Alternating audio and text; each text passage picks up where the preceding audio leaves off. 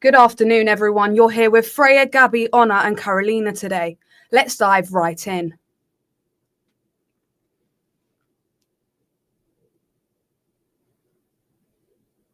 That moment of silence was intentional. Over 1,000 musicians, including Yorkshire artists Sam Fender, Sirius Sam Barrett, and Kate Rusby, have released a silent album titled Is This What We Want? To protest the UK government's proposed changes to copyright laws. These changes would allow AI companies to use artists' works without permission or compensation, potentially undermining the music industry. The album features recordings of empty studios and performance spaces, symbolizing a future where human-created music is overshadowed by AI-generated content. Claire Brooke had something to say. I think it's incredibly good that people that are high up in the music industry, that are creative, are standing up for all of us musicians. No matter what we earn, no matter what we do, we have the right to be creative, and we're being replaced by robots. There'll be nothing human left of us, and music is the only thing that is left that unites us, that's free, that allows us to be creative. And if you're going to make that AI as well, what's left? Nothing. So, guys, what do we think about this? I mean, I completely disagree with it. I think it's very unfair, first of all, because why should AI and companies be allowed to copy music and basically without anything like charge or permission? Yeah, I agree. I think it's really easy now with AI to take everything and copy and just basically make stuff their own, which is really unfair. And what I like the strike that they're doing, which does really show that, like how Claire said, we are united by music, which funnily enough is slogan for Eurovision, because it's true. We are united by music, and it's just, we can't just lose that now. Me personally, I feel like AI was created for, something more technical things, but lately it's being used for the most wrong things. I feel like it's taken away a lot of creativity and just, things that human are known for, like just creating music. It's a style of representing something that you feel, or maybe expressing something, a situation that you went through, and just I don't think it's fair for AI to just take everything from us, because if you look through research on the internet, AI is just been taking over completely every single, like, people are just being scared of even AI taking their jobs. Like, I think that's a really valid point. I think if you were going, let's say, into the music industry, there'd be a fear factor in the sense of, would your voice then just be like, oh, you're in the studio once, and then they put it through AI, and then that's Definitely. your whole album done in less than Exactly. 3 hours? I think it depends on how they use it and use it to their advantage. If it saves time and it means that artists can spend their own time maybe creating more music, going on more tours, seeing family and friends, Of course. that would be the positives of it. But the negatives obviously will be, how do you establish what's AI and what isn't? Exactly. Because if I switched on, let's say, the radio, and they're playing a song that AI has just made out that artist's voice, you kind of lose what's real and what isn't. And I think that's where we're going into a world where you're going to have to be extra careful, like being able to point out what is actually real live or AI. Anyone else have anything else to say? Plus, the way that AI is now becoming as well, just to add to that, have you guys seen, I think it was like a couple months ago, how the recent videos of AI comparing to what it was before? To see how much it can change now to what it was like before, it's scary considering what it can do as well. If it can do that with video, what else can it do? And with music as well. Yeah, definitely. I feel like it's just, as I pointed out before, the internet is just becoming a place where it's being used by the wrong hands. lately, to be honest. And AI is not exception because also as music, as you said, it could help bring artists more ideas, maybe more time to just focus on personal life as well as their careers. But um, it just gets to a point where it's really scary to know that you can hear something or you can see something online and you will never know really if it's AI or if it's just normal thing. So it is really scary to get to that point because when will it ever stop? I think we're just going to carry on using AI, but we've got to be able to adapt. Yeah. But moving on to something which is real. So last week, Leeds Trinity participated in their first ever esports tournament with Bradford. The society named Gaming and Esports Society didn't win any games, unfortunately, but claims they had fun, even with some technical issues on the day.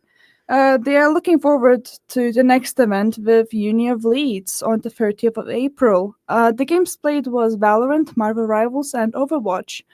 Here's some quotes. We talked with organizers and participants of the event, and let's have a listen what they have to say.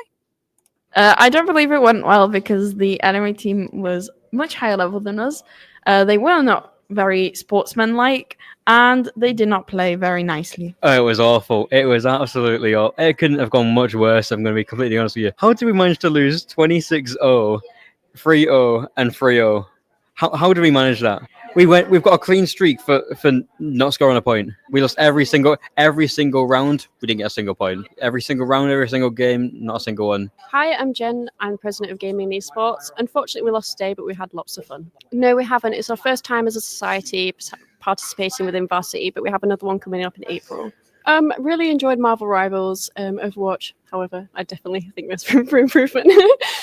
I'm Yusuf. I'm the VP of Gaming and Esports Society.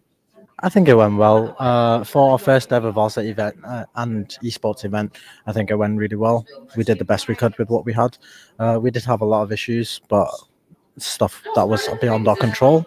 The games went really well. They didn't go our side, but we did the best we could. You know what matters is I had fun with my friends, and that's all that matters. No one lost, no winning, nothing. We just had fun, and that's all I can ask for. So I'm Kyle. I am the social sec of Gaming and Esports. So I think it went very well. We did have a lots of technical kinks to figure out throughout, such as Wi-Fi issues and different connections, so on and so forth. But overall, I believe it went as well as it could go. As being part of all the games, I got to see all the kind of the positives and negatives of all of it. I think it went very well on all the games because we had a team that they tried their best with what they had.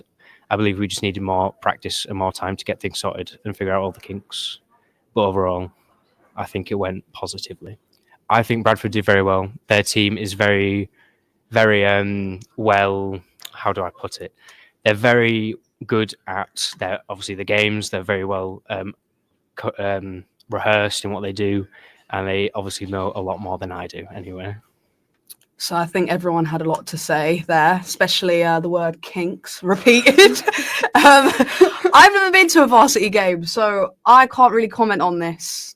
I mean, I went to Varsity, but I didn't watch the esports. I watched the football. The ladies did win, so I guess a win is a win. Go ladies. I don't think the men won, but I know that the men's rugby won. Did everyone wear like the coloured themed tops again, like the different colours? Like the spectators? Yeah. Oh no, I went all wrapped up in an orange jumper and a black jacket. For esports, we had to wear the actual uni shirts that had like the team name, and it was quite interesting. I was there. I was participating in Valorant. Everyone had some different opinions. Some people, like you heard, some said it went good, and some people said it was awful. We did make some new friends along the way, so I think that's in the end really what matters. But it was interesting. We saw that it's not as easy as we thought it will be. So would you recommend for people like myself to go next time? Oh yeah, just always say yes. Like, you're not gonna like lose anything just for trying. Okay. Well, moving on to the next story. Today is World Spa Day, a day which raises awareness of spaying your pets. We spoke to the owner of an animal love and vet, Dr. Sophie Bell, about the importance of the day, and here's what she had to say. My first question would just be, what are the benefits to the female dog of spaying, would you say? So I think benefits, one of the main benefit really is to prevent pyometra, which is a wound infection, and lower the risk of mammary cancer. So they are the two main benefits as to why we would spay a bitch. I don't always buy into unwanted pregnancies as being a benefit. I think that's on the owner to be a responsible pet owner. It's different if you've got a multiple pet household where there's lots of unmuted animals, including unmuted males, then yes, then spaying would be the benefit. But just for a one dog house with a bitch, I would say that spaying wouldn't be a benefit to prevent unwanted pregnancies only in a multi-pet household. Oh, yeah. Thank you. And would there be any drawbacks to spaying, would you say? Yeah, there are some drawbacks actually. It's very breed specific. I would say there are some breeds where there are certain cancers and certain health conditions that become of higher risk when you spay. If we spay too early, then there's a higher risk of things like urinary incontinence when they get older, and there's a higher risk of developing dementia as well as they age. There are some links perhaps to some joint conditions, but it's not as clear cut as the male dog. So there are definitely pros along, with cons. So there are definitely some negatives to spaying as well. How do you think spaying should be promoted to the general public? What message should be given to people? I think it's really important to have the term that one size fits all, because I think it's not a case of everything being spayed at the same time at the same age, and I think there are lots of things to consider: the dog's environment, their everyday lifestyle, the breed that they are, the health risks that might be associated with their breed. I think it's really important that people are extremely informed before they make the decision as to spay or not. Oh, yeah, that's a really good answer. Thank you so much. Yes, that's all the questions that I have today. Thank you so much for doing this interview with me. I really appreciate it.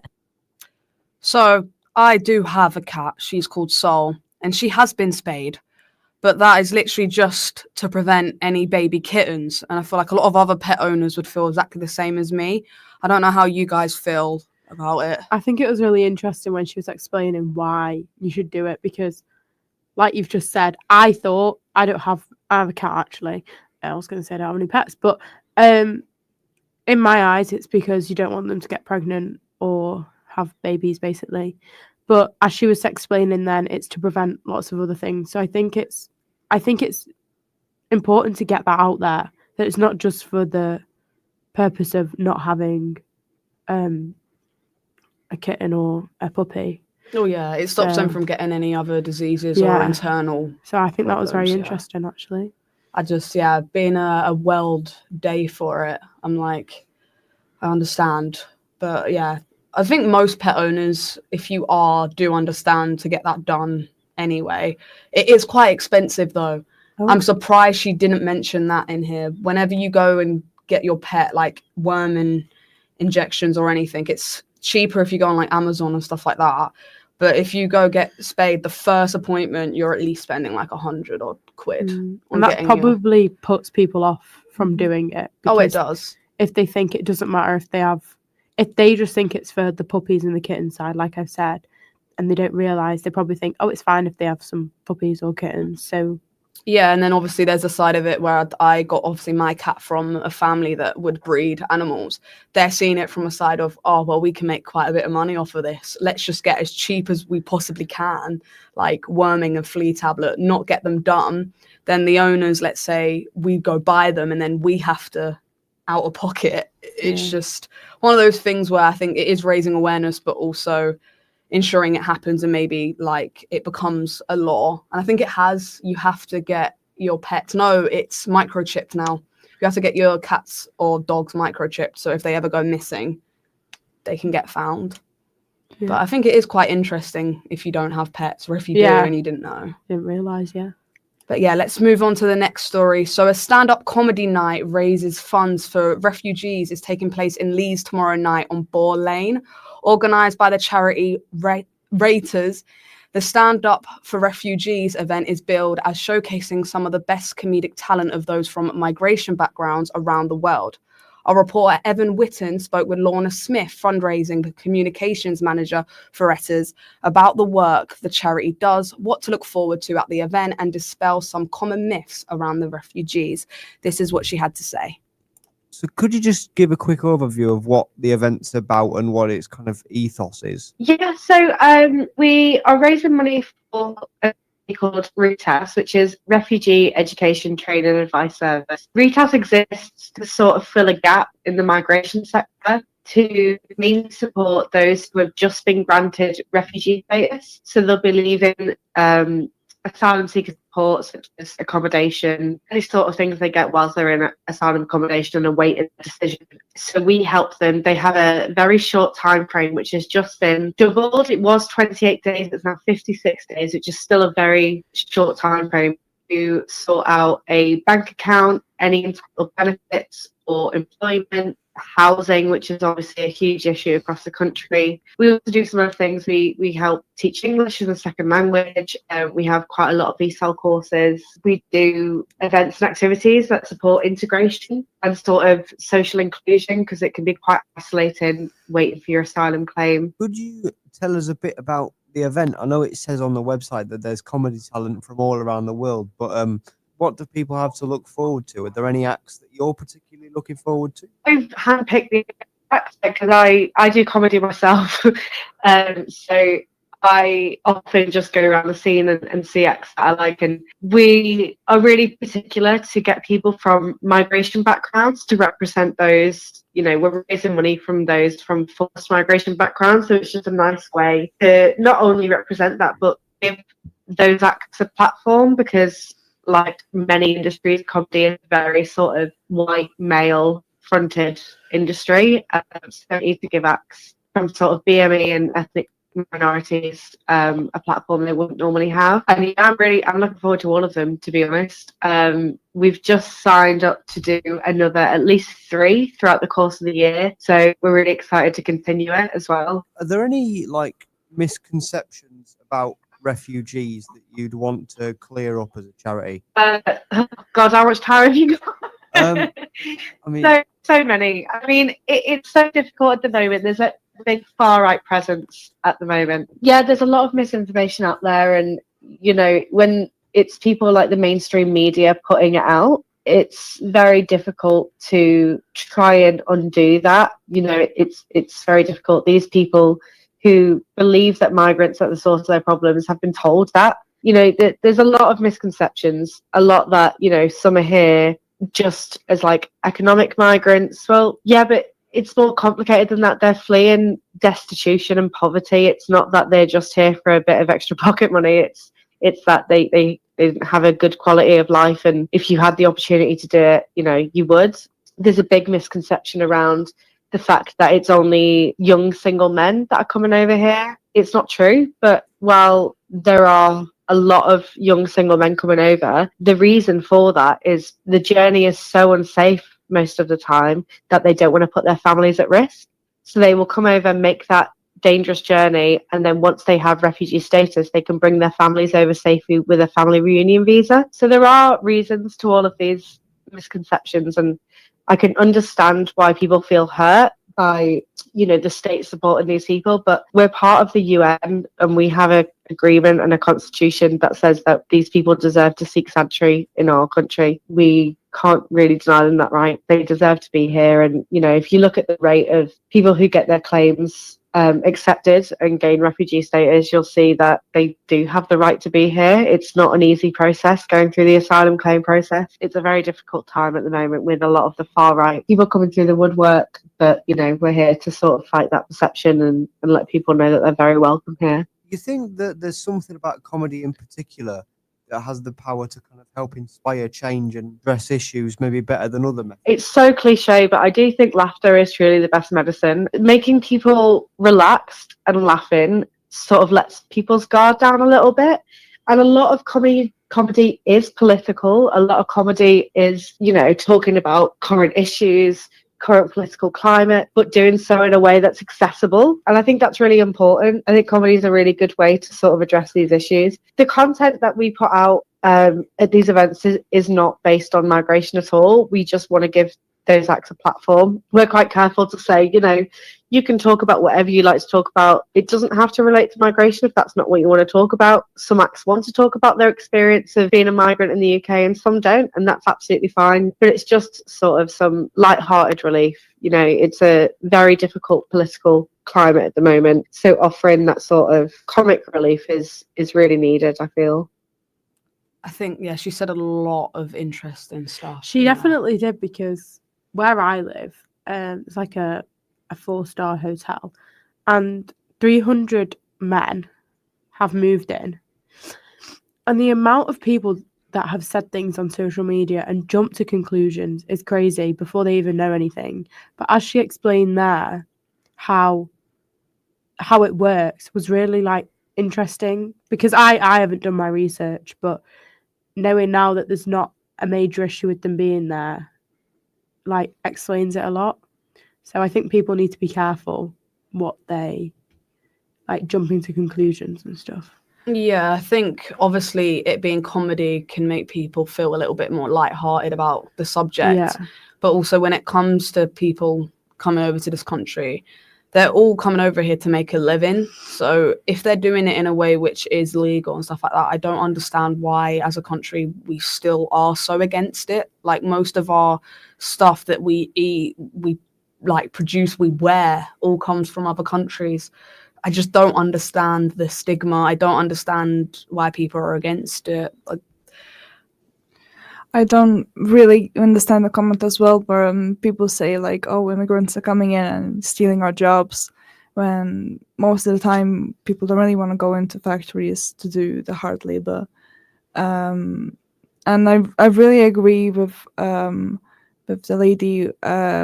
But she said laughter is the best medicine. I think that's really beautiful, because everyone needs a laugh sometimes, and in times like these we do just need to have a bit of a laugh. I think, yeah, if I could make it tomorrow, I'd go see it, because I think I need a little bit of a laugh as well. I think it's nice that they're doing something like a comedy event to also raise awareness, and as a charity do something like that. I mean, yeah, and it gives them a platform for something you wouldn't normally see on a comedy night. Yeah, exactly. No offense to most comedians, but their scripts are normally kind of the same.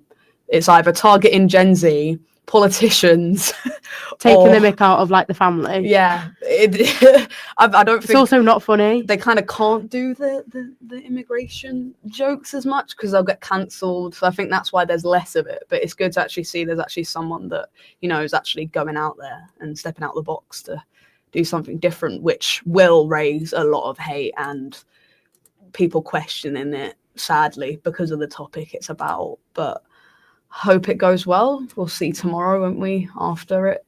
Hopefully. But yeah, moving on.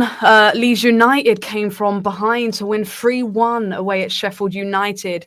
Junior Firpo scored the equaliser on the 72nd minute before Ayo Tanaka and Joel Peru confirmed the victory. The Whites are now 5 points clear at the top of the table. Leeds. I don't support football. I don't know anything about football. Yeah. I don't know anything about Leeds. Just Leeds. Yeah. Sorry, guys. Get in there, Leeds. It was absolute limbs. That's all I've got to say, to be honest. I think Sheffield Wednesday fans left because they just knew how good Leeds were. So you know what? I think it says a lot about Leeds. I'm happy for Leeds. Finally got it in the bag. I know it's Leeds United fans, and they take this stuff very seriously. So I'm glad that the husbands and the boyfriends could all go home happy to their wives. Wags. In the sense of, not going to make a joke, but Stella and all of that, the joke that comes behind it. They went home happy. So happy wives. Happy lives. I think that's all we have time for today. Stay tuned for next week at 3:00, and the next podcast episode will be live. Thank you very much. Thank you. Thank you.